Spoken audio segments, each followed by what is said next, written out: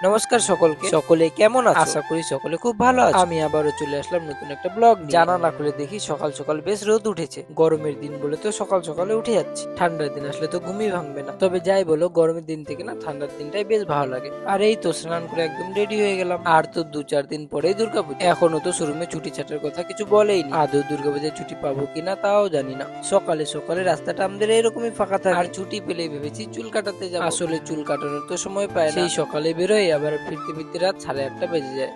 আর আমার গলার আওয়াজ শুনে তো আপনারা বুঝতেই পেরেছেন আমার সর্দি লেগেছে। কাল থেকেই শরীরটা জ্বর জ্বর। কাজ শেষে এবার বাড়ি ফেরার পালা। বাড়ি ফেরার পথে ভাই আমাকে একবার কল করেছিল। ভাই বলল আজ আমি তোকে নিতে আসছি টার্মিনাস থেকে। তাই আমিও বাস থেকে টার্মিনাসে নেমে ভাইয়ের জন্য অপেক্ষা করছি। আর এরই মধ্যে দেখি ভাই চলে এসেছে আমাকে নিতে। তারপর ভাই আর আমি একটু এদিক ওদিক ঘুরে বাড়ি চলে আসলাম। আর মাঝে মাঝে আমি আর্ট খাতা খুলে আর্ট করতে বসে পড়ি, কিন্তু আগে আমি আর্ট কখনোই শিখি। ভাই মাঝে মাঝে আর্ট করে, তাই সেখান থেকে দেখে দেখে আমিও কিছুটা শিখি। আর চেষ্টা করতে করতে ঠিক একদিন আমার আর্ট সুন্দর হবে। চেষ্টার ফল কখনো বিফল যায় না।